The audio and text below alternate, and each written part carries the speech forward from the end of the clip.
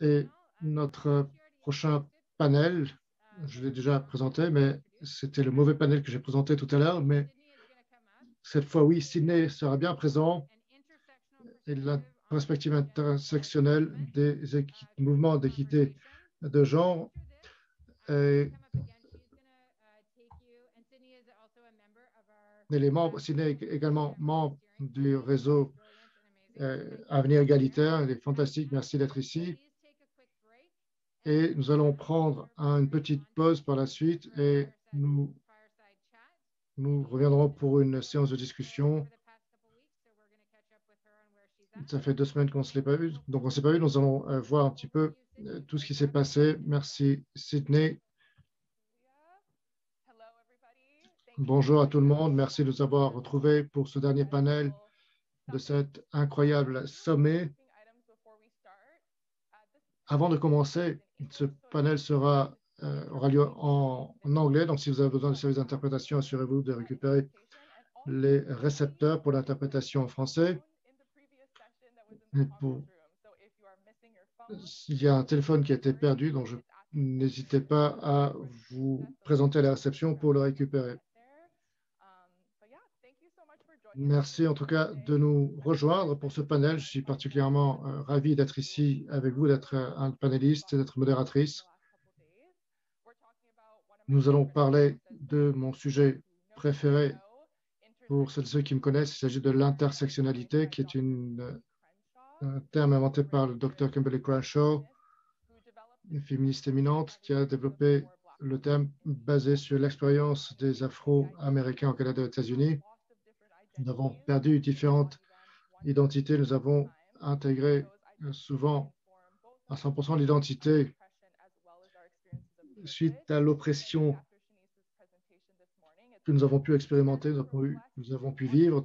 Cela reflète notre personnalité également à l'issue de cette session. Je suis ravi de pouvoir présenter les membres du panel. Je vais commencer avec les personnes qui sont présentes avec nous à distance. Nous avons Dr. Samantha Walsh. Et Samantha est activiste et enseignante. Elle est Dr. Walsh, elle est titulaire d'un doctorat. On peut la féliciter. Elle vient à peine d'avoir son doctorat il y a quelques mois. Et directrice du Canada au niveau. Elle permet d'identifier la question de l'identité ouverte à tout le monde. Elle a d'un doctorat en sociologie. Son sujet de doctorat est la sociologie et l'inclusion sociale. Nous avons Tristan également. Tristan qui est défenseur entrepreneur jeunesse autochtone, responsable de l'engagement de la communauté autochtone chez Elevate. Elle est facilitatrice, entrepreneur, représentant des Premières Nations, est impliquée dans la politique trilatérale par le biais des travaux sur les Premières Nations de l'Ontario. Et Annick, représentant du Conseil canadien pour la prospérité. Tristan a commencé sa carrière en tant que représentant de la jeunesse au sein de la communauté Huron. Et Annika Zaomi également, qui travaille à partir d'un cadre opérationnel intersectionnel et anti-oppressif en tant que femme musulmane de couleur, avec de multiples autres identités intersectionnelles. Elle apporte son expérience vécue de manière authentique dans son travail. Son expérience professionnelle et militante englobe le renforcement des capacités des entreprises sociales, la coordination humanitaire internationale, le militantisme de base et le leadership organisationnel stratégique. Elle est titulaire d'une maîtrise en justice sociale et en études sur l'équité de l'Université Brock, où elle a étudié les perspectives féministes et anticolonialistes de l'entreprise sociale. Et mon nouvel ami, Mohamed Al-Tassey, qui est coordinateur de soutien à l'engagement communautaire de Max, Ottawa, né en Syrie. Il est activement impliqué avec les communautés queer au Liban, en Turquie et en Syrie. Au Canada, depuis 2016, il a travaillé avec les nouveaux Canadiens et soutient les groupes de parrainage de réfugiés, queer et les organisations communautaires immigrantes. Donc, c'est vraiment impressionnant, tous ces membres de panel.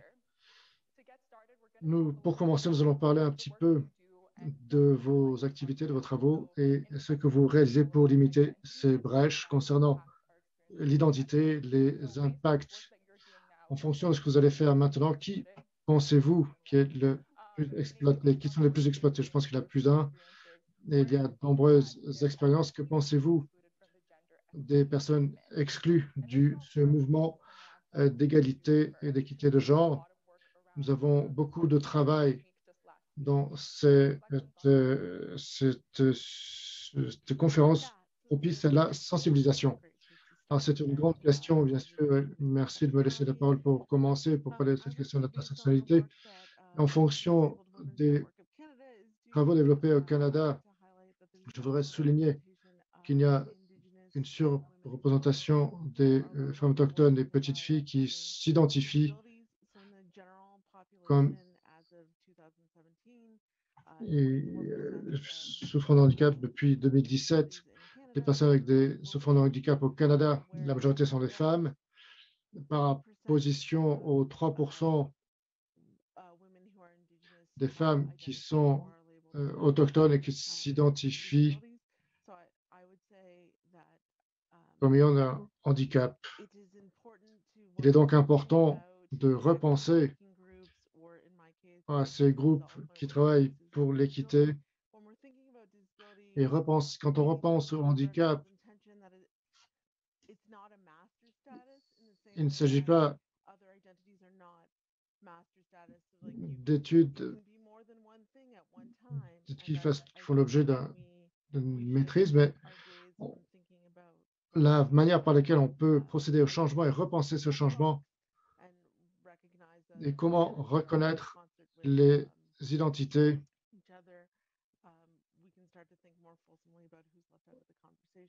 On peut donc repenser qui est mis à l'écart de ces conversations. Et les expériences qui ont expérience des difficultés socio-économiques, qui expérimentent des difficultés socio-économiques et qui ont de la difficulté également à être reconnus au sein de leur propre communauté en tant que personnes handicapées. Donc, je ne vais pas prendre plus de temps. Je pourrais en parler pendant très longtemps, mais je pense que nous avons besoin de refléter un petit peu la position de ces femmes autochtones souffrant de handicap et de quelle manière elles vivent donc cette intersectionnalité en étant discriminées. Merci beaucoup, Samantha. Tristan, si vous avez des réflexions par rapport à vos travaux communautaires, qui est exclu finalement de ces conversations? Oui, merci beaucoup pour cette question.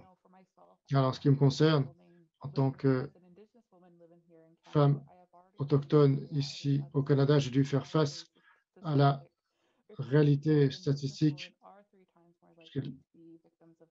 J'ai plusieurs fois été victime de violences. Je suis une survivante d'agressions sexuelles et ma propre définition,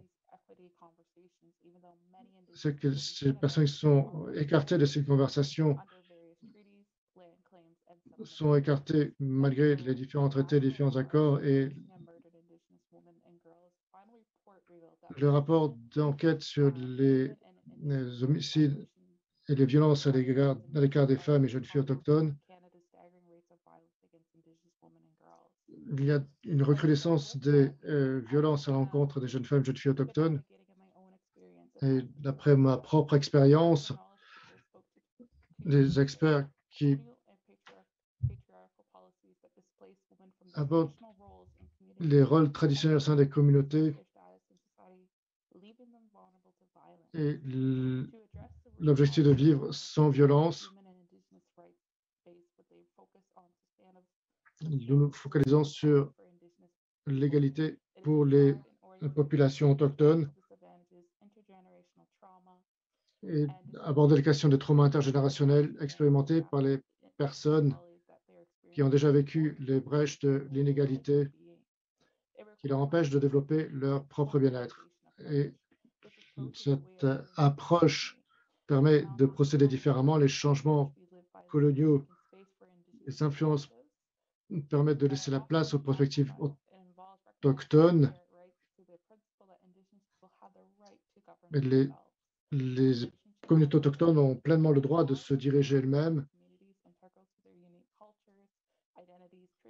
et de vivre leur propre identité, leur propre tradition, leur propre langue et leurs propres croyances et les livre en parfaite relation avec leur territoire. Mon expérience concerne davantage le fait de l'engagement avec les communautés autochtones et développer des conversations avec les gouvernements et le travail de plaidoyer inhérent. Certaines des qualités des personnes qui sont exclues de ces conversations. Merci, c'est type panel féministe typique. Je ne vais pas trop prendre de place, pas trop prendre de temps. Nous avons énormément de choses à partager sur lesquelles échanger. Et les fondations qui ont été créées ce matin à l'issue de la présentation pour créer davantage de solidarité avec les personnes autochtones. Nous avons énormément de travail devant nous et énormément de réflexions à apporter sur ces questions. Oui, absolument. C'est intéressant puisque, comme vous l'avez mentionné, il y a tellement de questions qui peuvent être soulevées à partir d'une seule et même question. L'idée, c'est que faire. Alors, je ne peux pas parler uniquement du travail que j'ai fait ou de mes titres universitaires ou des diplômes dont je suis titulaire. C'est un grand privilège pour moi que d'être dans cette position. Mais je voudrais également reconnaître qu'une partie des travaux que je fais, c'est parce que j'ai mon identité, je sais qui je suis et la manière par laquelle je considère le monde et la manière par laquelle le monde me considère, me perçoit. Eh bien, ça, c'est une des raisons pour lesquelles j'ai du mal à aborder les questions concernant le type de travail, l'activité que je fais, également la question à l'espace, puisque l'évaluation de qui est capable de pouvoir accéder à cet espace, de qui peut participer au panel, quelles sont les listes de titres dont ils sont titulaires, de titres universitaires ou de diplômes dont ils sont titulaires. J'ai 26 ans et dans certains espaces, j'opère dans une perspective de me dire, bien, j'ai 26 ans d'expérience intime en tant que femme musulmane de couleur. Mais pourquoi? Parce que je n'ai pas de doctorat, bien, on considère que je ne suis pas suffisamment experte, mais j'ai 2 diplômes et il y a énormément de jeunes comme moi qui sont peut-être 10 ans plus jeunes que moi, qui ont vraiment une expérience très intime dans ce qui est de l'expérience sur ces sujets-là. Donc, ce que l'on fait, c'est vraiment comment mon travail peut justifier mes connaissances et mon appartenance. Et c'est vraiment la même réponse aux questions de qui manque à l'appel.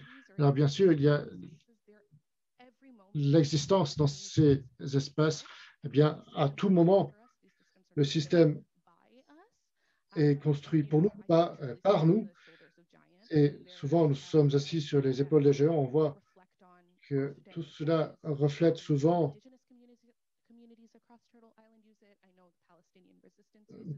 par exemple, les Palestiniens, leur simple fait d'exister est une résistance déjà. L'existence en soi est qualitatif et représente un travail inévaluable dans le simple fait d'exister en tant qu'espèce. Eh bien, c'est très puissant en effet. Je pense qu'il y a une question sous-jacente ici. Nous pourrons l'aborder la prochaine fois que l'on se réunira. Les systèmes ne sont pas construits pour nous. Et oui, j'aime beaucoup ça. Merci, Mohamed. Que voulez-vous ajouter? Merci beaucoup. Alors, je suis un homme, je veux pas m'excuser en tant qu'immigrant. Je suis un peu en défense. On me demande qu'est-ce que je fais, qui je suis. Alors, tout d'abord, lorsque je pense à votre question, de mon point de vue, au niveau local et mondial, je viens de Syrie. Je viens la Syrie, un pays déchiré. Donc je sais travailler sur des questions de genre et des questions de droit. Mais si je parle du fait que nous sommes une organisation pour les hommes trans, transgenres, gays, bisexuels. Il y a tout- toute une série de questions, de questionnements. Je pense que en tant qu'arabophone anglophone, l'intersectionnalité est très présente puisque je ne sais pas si vous connaissez l'arabe, mais c'est un langage indirect dans la manière de penser. Si, lorsque j'ai commencé donc, à apprendre l'anglais, lorsque je suis venu à Ottawa, j'avais déjà commencé à l'apprendre avant, et je parlais donc de mes expériences professionnelles. Et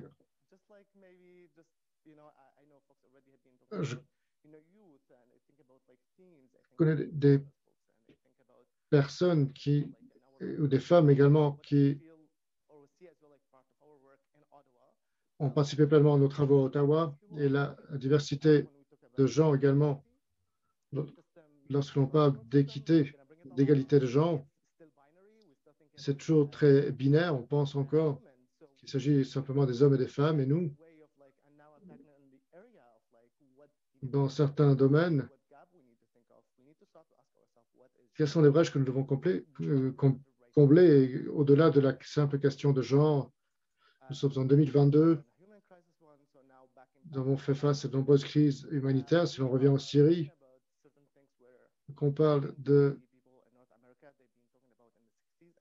on considère la situation des États-Unis en Amérique des années 50-60, et lorsque l'on y repense, eh bien, les cofondateurs d'organisations aux gens syriennes, pardon,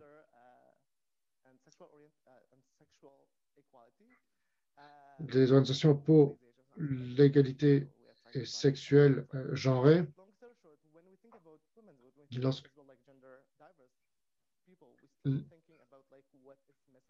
les gens pensent toujours, lorsque l'on aborde les questions de genre, eh bien, on pense toujours à ce qu'il manque. Et lorsque l'on parle des hommes et des femmes, est-ce que l'on est trans, gay? On fait tous partie du même environnement. Donc, quels sont les points essentiels sur lesquels nous devons donc travailler? Et par exemple, les femmes qui cherchent à récupérer finalement le plein droit à disposer de leur corps. Les familles sont un carcan finalement dans lequel elles sont enfermées. Et comment pouvons-nous aborder ces questions dans cette question d'égalité de genre? Différentes perspectives abordées ici, mais je pense que les deux organisations peuvent se retrouver lorsque l'on parle de développement international et de conflit, lorsque l'on amène ces conversations autour de la table. J'ai une autre remarque.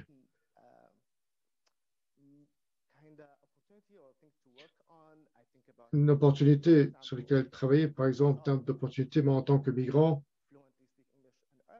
je parle arabe et anglais couramment. Par exemple, ma sœur, par rapport à son expérience,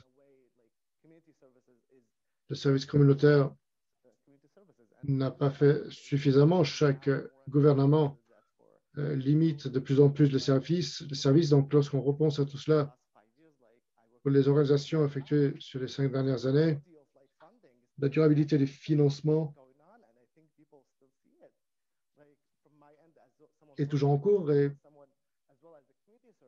en tant qu'utilisateur, usager des services communautaires, lorsque je pense de la durabilité des services, enfin bref, je vais arrêter ici. Je pourrais participer à nouveau un peu plus tard, ultérieurement. Au niveau de l'identité autochtones, la question du handicap. Il y a énormément de thématiques. C'est une thématique particulière, péculière. Et la diversité des genres, c'est les, les femmes et la population trans, les femmes et la question de genre. Mais ce n'est pas forcément la même chose. Ce n'est pas forcément la même question pour les mouvements féministes, pour en matière de diversité, d'égalité pour les populations trans. Il s'agit vraiment d'un mouvement au Canada. C'est quelque chose qui n'a pas été très bien fait, mais cela nous amène à la prochaine question concernant les travaux que vous mettez en œuvre et que vous développez actuellement.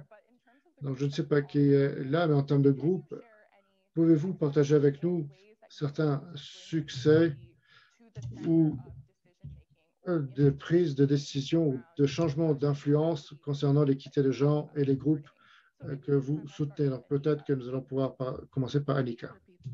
Est-ce que vous pourriez répéter la question, s'il vous plaît? Donc, à partir de la convention sur laquelle vous avez travaillé, est-ce que vous avez des exemples concluants où vous avez pu produire des changements, vous avez pu inclure des gens qui avaient été historiquement exclus des débats? Oui, je vais un peu réfléchir à voix haute, j'espère que ce sera cohérent. Chose que je dis toujours, c'est meilleur. Un bon moyen de rassembler les gens, c'est de les payer. Vous pouvez trouver de l'argent dans votre budget. Donc, moi, j'ai travaillé dans le secteur de la trésorerie. On trouve du budget. Et ceci démontre également un peu quelles sont les priorités. Hein, on ne veut pas je dire, ah, on veut inclure davantage de gens sans faire vraiment ce qu'il faut faire pour faire tomber les obstacles qui les empêchent de participer. Donc voilà, une suggestion. Une autre chose intéressante, c'est quand on parle d'impact. En quoi consiste le succès? Donc moi qui ai travaillé dans les projets financés au niveau mondial par le Canada, bien, il faut se demander parfois comment certains de ces programmes, le problème de l'accès, dans certains cas, certains programmes peuvent être éloignés de la réalité. Donc, si on veut vraiment contribuer à des changements concrets dans la vie des gens, eh bien, il s'agit de se demander au niveau statistique combien de femmes, combien d'hommes, combien de personnes non binaires, euh, diviser les gens par groupe d'âge. Bon, ceci, c'est pas comme ça que les choses fonctionnent dans la vie réelle. Et donc, comment s'éloigner de cette manière de faire?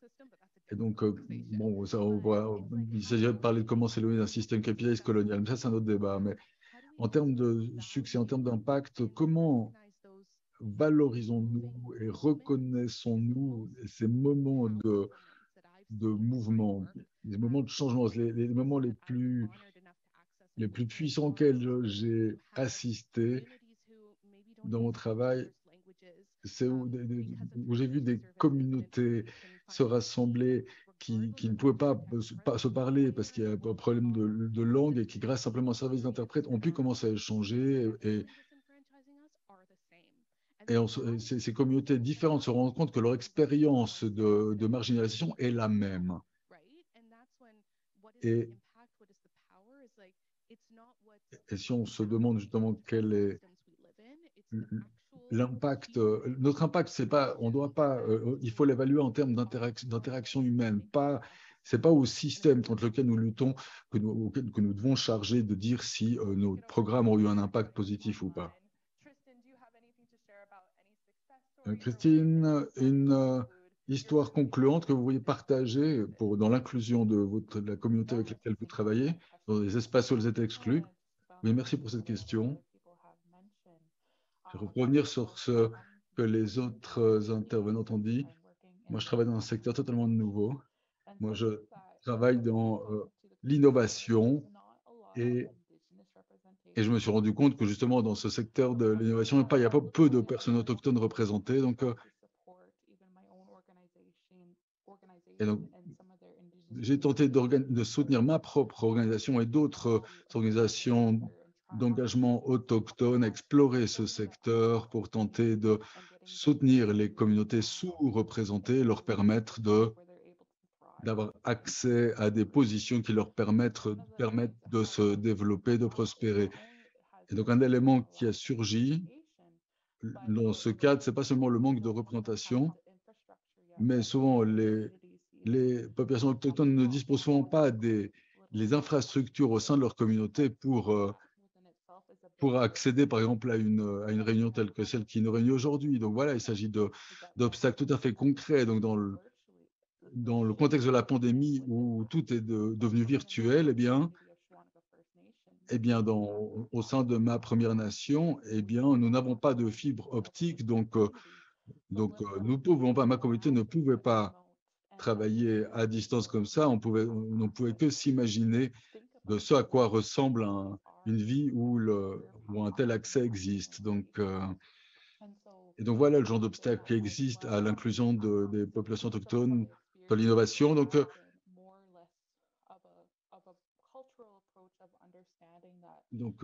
Après, à partir d'une approche culturelle, on a pu comprendre que pour travailler avec les communautés autochtones, surtout dans un sujet tel que l'innovation, il y a des problèmes sociaux auxquels il faut également s'intéresser. Parfois, c'est une simple question d'accès à de l'eau propre.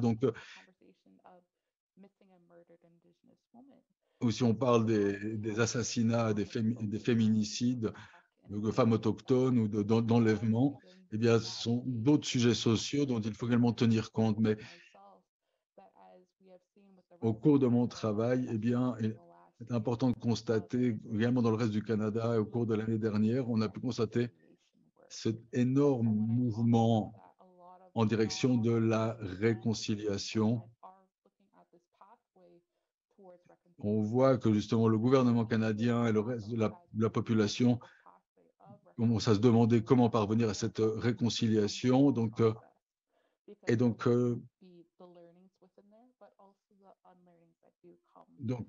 Je crois que dans ce processus de réconciliation, il y aura des choses à apprendre et d'autres à désapprendre.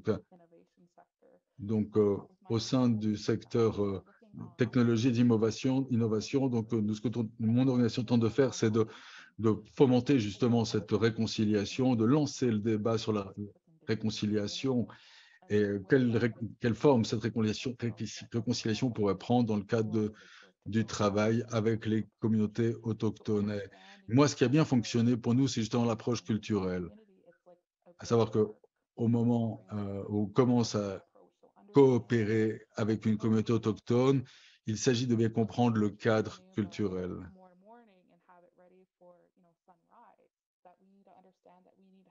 Il faut comprendre que les choses ne peuvent pas se passer d'un jour à l'autre, qu'il faut passer par un processus de réflexion sur la manière de travailler avec ces communautés.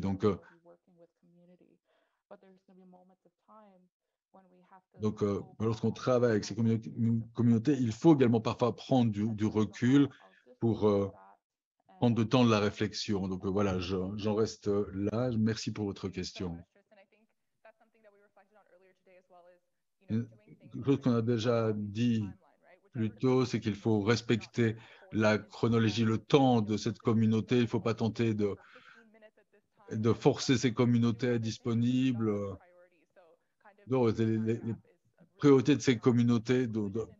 Voilà, il faut en prendre compte pour travailler de manière réellement inclusive. Samantha, quelque chose à partager avec nous pour des expériences concluantes d'inclusion de votre communauté dans les espaces de prise de décision? Oui, tout d'abord, me dire à quel point j'apprécie les interventions des autres intervenantes. Je me sens extrêmement reconnaissante de pouvoir participer à cette discussion. Nombre d'éléments que je voulais mentionner ont déjà été mentionnés.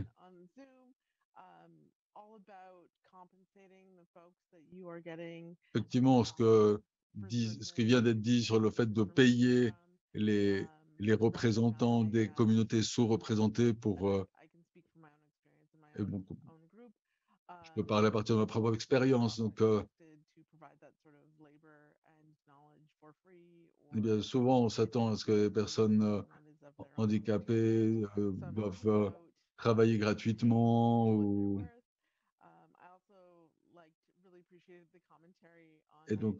j'apprécie la suggestion qui a été faite que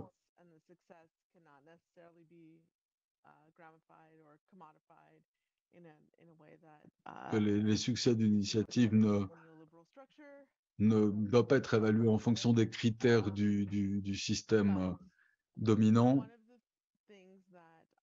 mais l'un des éléments, une des choses que mon organisation a connu, là où mon organisation a connu beaucoup de succès, c'est à travers le travail avec une ONG qui travaille, travaillant sur 4 piliers en tant qu'ONG. Donc, l'un de nos plus grands succès, c'est que nous avons réussi à, donc, en termes d'expérience des femmes, des filles, des personnes handicapées et d'autres minorités, à vraiment inclure ceci dans notre travail. En général, les associations pour les personnes handicapées ont travaillé,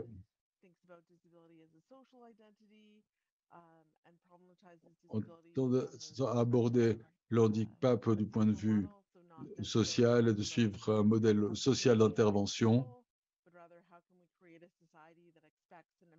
Donc, il ne s'agit pas de demander comment faire évoluer les gens, mais plutôt de comment parvenir à une société qui tienne mieux compte du handicap. Donc, nous avons réalisé des recherches centrées sur l'expérience vécue par les personnes handicapées. Et si vous recherchez de bonnes statistiques concernant l'expérience du handicap,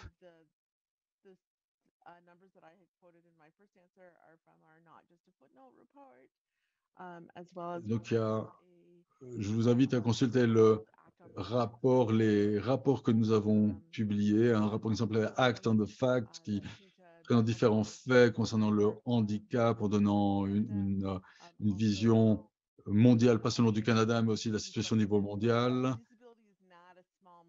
Rapport qui déconstruit l'idée que la communauté handicapée ne serait qu'une petite communauté. Il y a des chiffres qui démontrent le contraire. Et moi, l'idée que je préfère sur le handicap, c'est l'idée qui dit que plus on va vivre longtemps et plus la probabilité de devenir handicapé augmente. Et donc, contrairement à ce que certains pensent, la communauté handicapée ne représente pas qu'une petite proportion de la population canadienne. On ne peut pas se contenter de quantifier le phénomène du handicap de la manière néolibérale et je crois que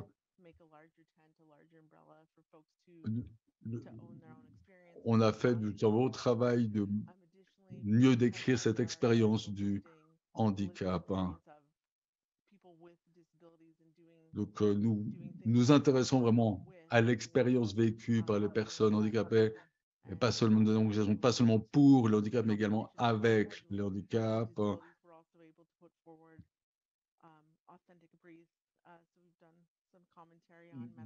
Nous avons les différentes interventions, notamment l'expérience de mort pour les personnes handicapées dans les hôpitaux, parler des problèmes de logement ou de soutien de sécurité alimentaire des familles marquées par le handicap. Donc, il est important de s'assurer également de la dignité des individus. Avant de s'intéresser à la mort des individus, il faut également se demander si les gens peuvent vivre une vie digne et donc à l'accès aux ressources. Je crois que notre principal succès, c'est justement d'aider les personnes handicapées à parler, à s'exprimer, à parler de leur expérience et ne pas se contenter de l'approche traditionnelle, à l'approche de charité, l'approche médicale traditionnelle. Merci de votre travail, du travail également réalisé par Don. Nous avons le rapport sur les femmes et le handicap, donc je vous invite vraiment à aller consulter ces rapports, puisque il s'agit vraiment de très bons exemples de pensée intersectionnelle, de travail qui potentiellement peuvent aider un grand nombre de communautés. Donc, Mohamed, vous avez travaillé avec un grand nombre d'organisations, donc j'imagine que vous devez avoir au moins une histoire concluante à partager. Vous avez pu, je vais remplacer personne exclue au centre du débat. Oui, je voulais vous donner 10 exemples, mais je vais me contenter d'un seul. Je crois que en écoutant les autres intervenantes, et je pense à mon expérience de vie, je vais vous parler d'une expérience, j'espère qu'on aura davantage de temps pour continuer à échanger là-dessus. Si je pense c'est notre organisation en termes d'élaboration de nos programmes, eh bien, nous existons depuis 5 ans. Donc, après 5 ans de plaidoyer. Donc, nous travaillons depuis plus longtemps, depuis 2002, mais au cours des 5 dernières années, c'est vraiment passé à notre étape. Donc, lorsqu'on parle de santé mentale, bien, il faut également parler de santé sexuelle. Donc,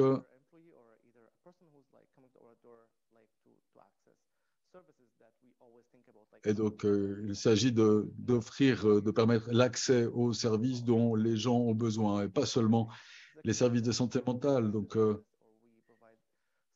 sais pas, on aide les gens, par exemple, des soutiens de groupe, quels sont les besoins, les besoins d'un individu, qu'il s'agisse de santé sexuelle ou de...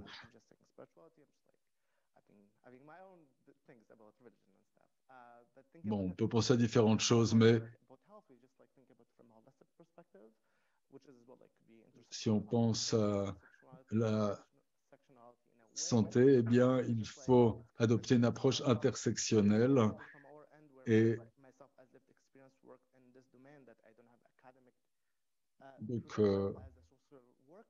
en tant que travailleur social, bien, moi j'étais un militant en Syrie, donc quelqu'un qui s'est impliqué. Je n'ai pas de formation académique sur ces sujets, mais donc ce que j'ai pensé au cours des 3 dernières années, c'est la professionnalisation. Je crois qu'on en a déjà parlé, mais comment aider justement nos communautés à, euh, à gagner la confiance dont elles ont besoin en créant les espaces qui leur permettent de se sentir plus sûrs. Donc au cours des 3 dernières années, justement, on a travaillé sur l'élaboration de notre programme et tentant de travailler de telle sorte que j'ai tenté de définir quelles étaient les compétences que je pouvais impliquer dans ce programme. Il s'agit vraiment d'assurer un soutien complet aux personnes que l'on aide, pas seulement de leur trouver un travail et l'aide s'arrête là. Et j'aimerais parler d'engagement communautaire rapidement parce que moi, je travaille au cours de nos 3 programmes différents. Donc, un qui est un programme de volontariat. Donc, moi, avant d'occuper un poste payé, j'ai également été un volontaire. Donc, je crois que le volontariat, le simple fait de se porter volontaire, ça permet également d'avoir son mot à dire dans l'élaboration des programmes. Et donc, il s'agit d'ouvrir les espaces afin de permettre aux gens de venir participer dès la phase d'élaboration, afin que la communauté ait son mot à dire sur ses besoins, sur quelle devrait être la portée du programme, etc.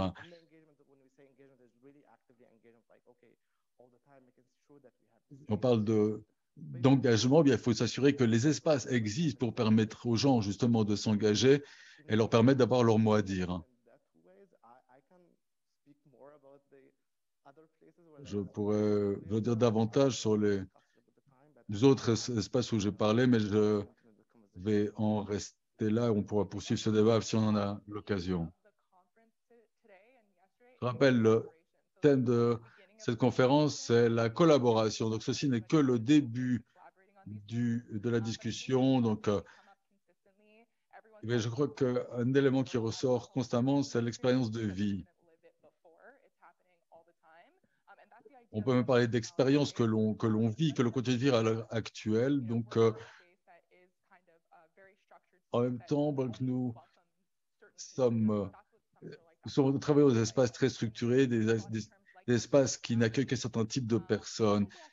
Et si on parle d'intersectionnalité, qu'est-ce que ça veut vraiment dire l'intersectionnalité? Est-ce qu'il s'agit de quelque chose que l'on met en pratique ou il ne s'agit que d'un mot? Donc, je crois que c'est une question assez personnelle. C'est un problème avec lequel vous avez certainement tous dû lutter. Mais lorsque on voit ce terme, intersectionnalité, qu'est-ce que ce terme veut réellement dire pour vous et comment le mettez-vous en pratique? Le mettez-vous ou ne le mettez-vous pas en pratique à l'intersectionnalité, Samantha? Oui, une grande question. L'intersectionnalité, c'est important.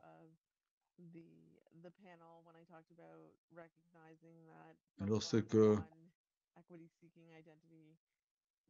je disais que le fait que on possède plusieurs identités de manière simultanée, et donc en ce sens, lorsque l'on parle d'intersectionnalité, il s'agit de défendre l'idée que l'on n'est pas une chose ou l'autre. On n'est pas ou une femme ou une handicapée.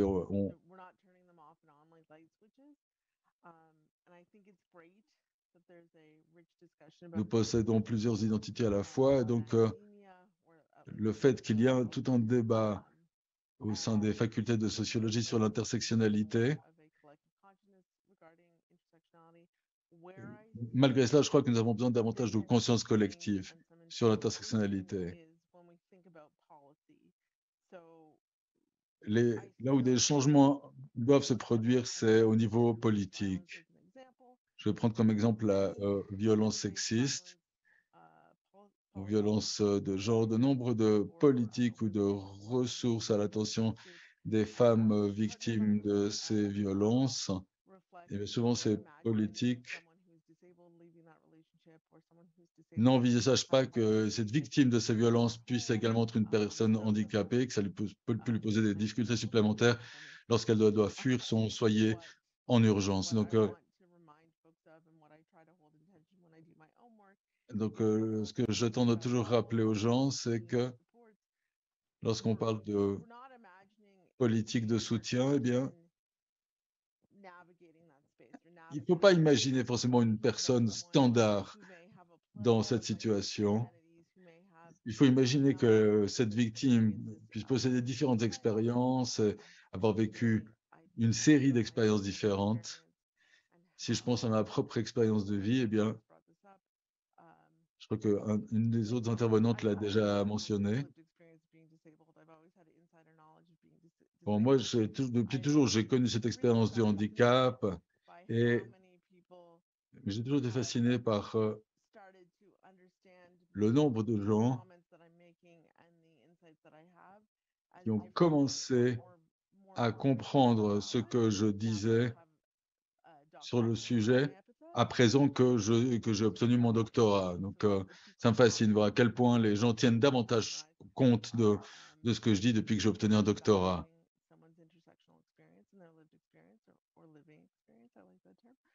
Donc, voilà, donc c'est pourquoi il est important vraiment d'internaliser la dimension intersectionnelle à l'heure d'élaborer des politiques en la matière. Donc,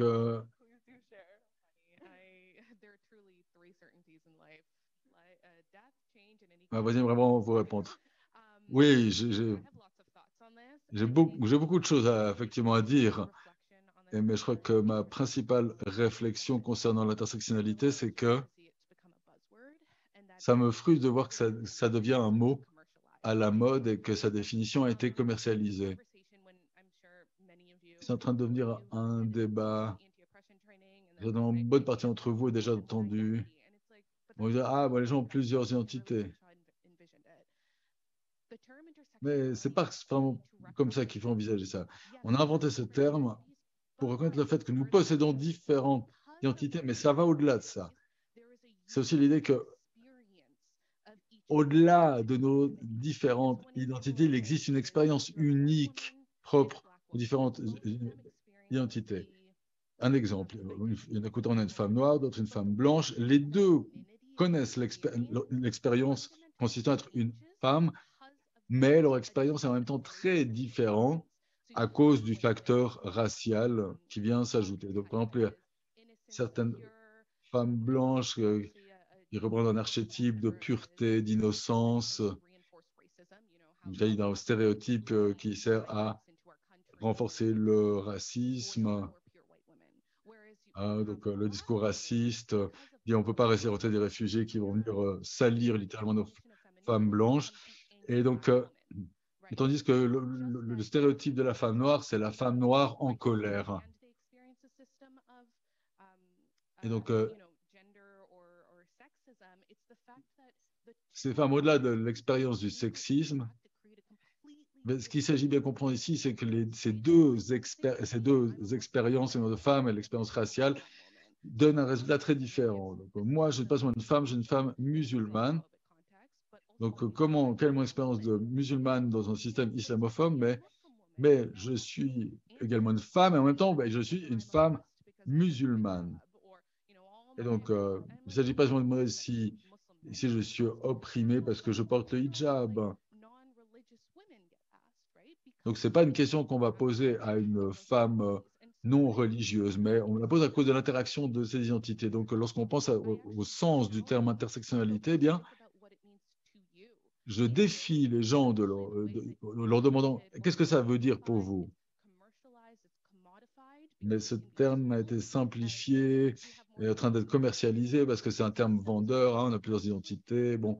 Mais est-ce que je demande aux gens, est-ce que vous avez vraiment pensé, vous avez vraiment demandé qu'est-ce que ça veut dire, quelles sont les implications concrètes dans votre vie de ce fait que nous possédions plusieurs identités? J'aimerais revenir sur ce que vous avez dit, que j'ai aussi mentionné au début. C'est donc le docteur Crenshaw qui a inventé ce terme.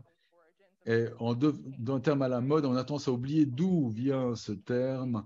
Donc, ça vient de la théorie critique de la race. Et donc, je vous recommande réellement de revenir aux racines de ce terme. Et Dr. Crenshaw a réellement fait un TED Talk sur la violence de genre, une conférence que je vous recommande. Et donc, en fait, l'intersectionnalité, c'est un sujet qui vient existe depuis longtemps, mais je crois que c'est bien que vous nous incitiez à revenir aux racines du concept et que vous incitiez ceux qui nous écoutent, ceux et celles qui nous écoutent à en faire de même. Donc, Mohamed, je voyais que de réfléchir. Qu'est-ce que ça veut dire pour vous, cette intersectionnalité? En plus de ce que j'ai été dit, à un niveau personnel, pour moi, c'est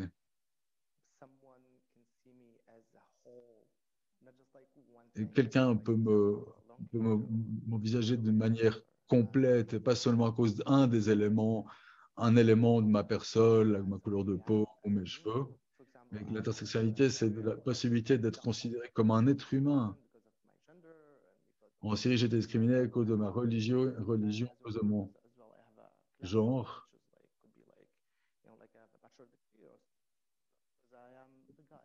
Et on se définit également en termes de formation, mais finalement, ici, j'ai une identité très différente. Mon identité d'immigrant, j'ai mon accent qui m'identifie.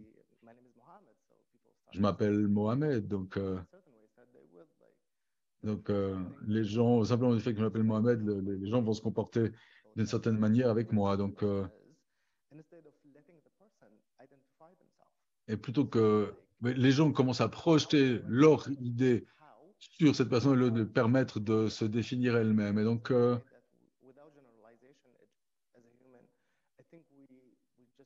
je crois que en tant qu'être humain, on a tendance à étiqueter les gens. Et plutôt que d'étiqueter les gens, pourquoi ne pas plutôt laisser les gens se présenter de la manière avec laquelle elles veulent se présenter? Et si vous avez des questions, alors posez des questions, mais d'une manière appropriée, d'une manière respectueuse. Par exemple, je ne sais pas, demander par exemple, bon, des fois on me demandait mais pourquoi est-ce que vous ne mangez pas de porc au Moyen-Orient?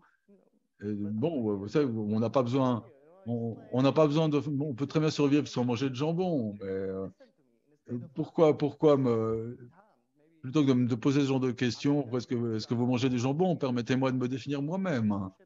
Donc, les bonnes questions. Donc, les gens partent de leurs préjugés.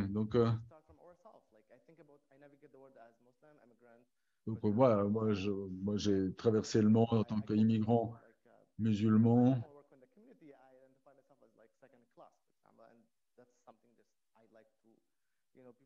Par exemple,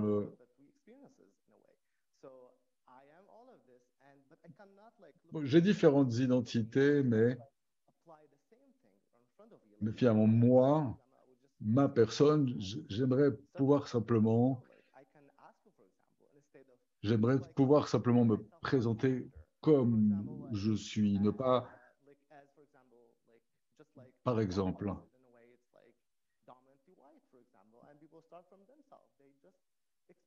la question de la couleur, par exemple, les gens pensent que le standard, c'est d'être blanc et que tout ce qui n'est pas blanc, ce n'est pas la norme. En termes d'intersectionnalité, je crois qu'il faut également créer de l'empathie. C'est ce que je tente de faire, mais à partir de mon expérience en tant que membre d'une minorité, si je compare mon expérience en Syrie et mon expérience aujourd'hui, je crois qu'au bout du compte, il s'agit de donner la possibilité aux gens de se définir par eux-mêmes plutôt que de les étiqueter. Donc, j'espère n'avoir pas pris trop de temps. Voilà, j'espère avoir pu contribuer à cette réflexion, que ce que j'ai dit puisse entrer en résonance avec ce que pensent d'autres gens qui nous écoutent. Jean présume ce qui est une identité visible et invisible et ce qui peut être perçu, mais qui s'applique à l'ensemble des identités. Je pense que c'est quelque chose qui est assez commun lorsque l'on parle d'un écart de Sam qui disait de pouvoir cocher les cases, n'est-ce pas? Les gens veulent une liste de courses. Finalement, qui êtes-vous par rapport à ce que vous cochez ou ce que vous ne cochez pas? Et les présomptions et le fait que on peut appartenir à un système multiple d'oppression du fait de tous ces détails identitaires. Mais de là, il y a aussi tout l'avantage et le privilège de pouvoir vivre ce que vous vivez en tant qu'expérience. Et cela répond finalement à la question de savoir quel est le privilège dans l'espace dans lequel je vis. Et dernièrement, quel type de réflexion en matière d'intersectionnalité, à quoi cela fait-il écho dans votre travail? Je voudrais remercier tout le monde ici pour un petit peu déconstruire l'enseignement. Alors, en ce qui me concerne, la réflexion, vraiment cette réflexion intersectionnelle holistique, quelle est la relation donc entre l'intersectionnalité et la souveraineté autochtone? Pour moi, cela signifie fournir les outils pour théoriser non seulement le passé, mais vraiment souligner l'aspect du colonialisme et l'impact du colonialisme dans les enseignements traditionnels autochtones, et reconnaître également la fusion de l'identité nationale et autochtone. Et tout cela doit être vraiment inscrit dans un cadre incluant les savoirs intergénérationnels. En rationaliser au-delà de l'aspect de l'histoire migratoire culturelle familiale, il y a un besoin de répondre au fait à ce que les questions que nous posons sur nos terres autochtones et traditionnelles et discuter d'autres formes de discrimination présentes au Canada et vraiment comprendre les questions autochtones en soulignant l'aspect de pauvreté, violence, occupation et violence à l'encontre des femmes et le manque de justice. Nous pouvons être certains qu'en considérant l'approche intersectionnelle, nous n'allons pas éradiquer ou passer à côté de toutes les questions liées à la question autochtone. Le mot intersectionnalité en tant que jeune femme et les femmes autochtones qui vivent au sein des communautés qui sont techniquement membres de réserve. Je voudrais vraiment saisir cette opportunité au-delà du simple fait de travailler dans des espaces autochtones, mais également non autochtones. Je suis ici en tant qu'éclaireuse pour soutenir avec ma famille, ma communauté, les personnes autochtones également en tant que femme et en tant que personne, membre de ma famille, et le paysage colonial et l'évolution de cette dernière permet pleinement de créer ma propre auto-réflexion. Je vous remercie. Merci beaucoup.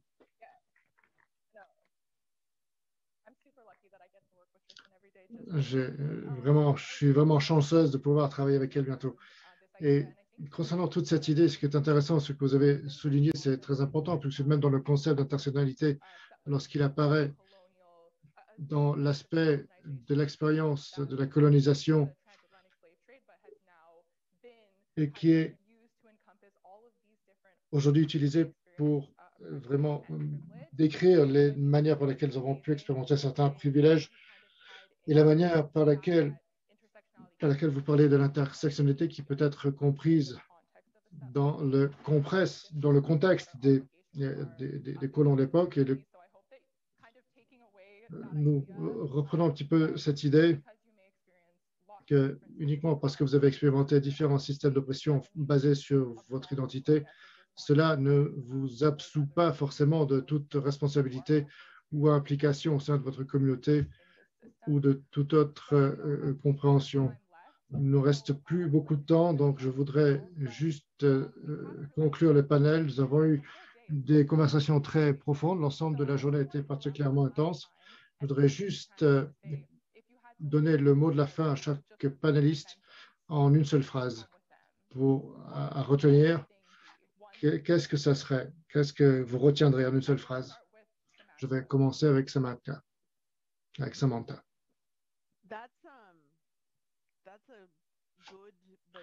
C'est un sacré défi que vous me posez là. Et j'espérais ne pas être la première, pour être honnête. Alors, je pense qu'il y a une seule phrase à retenir. Continuer à collaborer, à coopérer. Je pense que l'on est beaucoup plus performant. On fait du travail de meilleure qualité lorsque l'on travaille en groupe, en accumulant les expériences individuelles et en créant de meilleures connexions et utilisation de ressources. Donc, ce n'est pas nécessairement au sein de chaque groupe, mais en tout cas, travailler en silo et nous retrouver pour coopérer en faveur du changement. Très bien, fantastique. Je sais que c'est toujours difficile d'être la première intervenante. Tristan, alors, parce que le chemin est devant nous, nous pouvons travailler en coopération, collaboration, non pas en opposition avec les communautés, mais en tant qu'individus. Au fur et à mesure que nous naviguons, nous devons comprendre qu'il ne faut pas être trop humble face au processus. Nous avons besoin d'apprendre, nous avons également besoin de désapprendre tout au long du chemin. Je pense que c'est la clé pour pouvoir comprendre tous les éléments qui nous permettent de nous approcher de l'étape suivante qui nous attend. Alors, je vais faire mon mieux pour résumer une seule phrase, mais je pense qu'il est important de reconnaître que l'intersectionnalité est un outil pour qu'il fasse sens dans le système dans lequel nous vivons. Il ne s'agit pas d'un objectif, mais l'outil doit nous permettre de construire quelque chose pour construire un système différent où les gens n'ont pas besoin d'utiliser l'identité musulmane, femme ou tous ces éléments-là. On peut juste avoir le droit d'exister tel qu'on est sans avoir à justifier son appartenance dans l'espace. Rappelez-vous que l'intersectionnalité est un outil, ce n'est pas l'objectif final, c'est toujours une vision vers quelque chose de mieux. Fantastique. Mohamed, vous avez le dernier mot. C'est difficile, je dois reconnaître, c'est difficile. Je pensais à différents éléments, mais rebondir à ce que vous venez de dire, la coopération.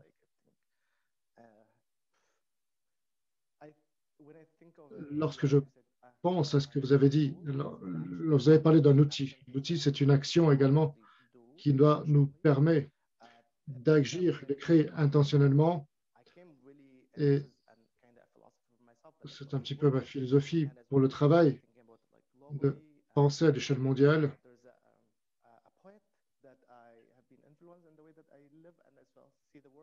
Il y a un élément qui me...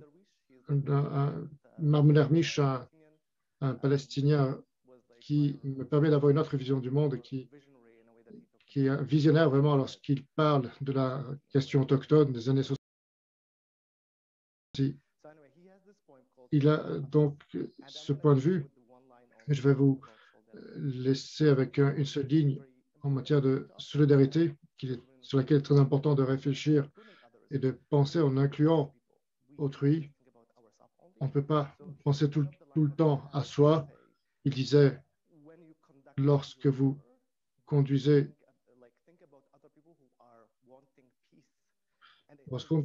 votre lutte, votre guerre, pensez aux autres personnes qui ont la paix. Le poème est absolument magnifique, il est très intéressant. Je vous laisserai avec cette petite pensée. Merci. Au niveau du conseil, personne n'a parlé de collaboration, mais vous en avez parlé. Donc, c'est très appréciable, très apprécié. Merci beaucoup à tous les panélistes ici présents. Vous avez été vraiment fantastiques. Merci pour cette conversation. Et cela conclut notre dernier panel, l'ensemble du sommet. Merci beaucoup de votre présence. Nous avons une petite pause et nous reviendrons à 14h15 pour la dernière séance de la journée avec Myriam Monsef. Merci beaucoup.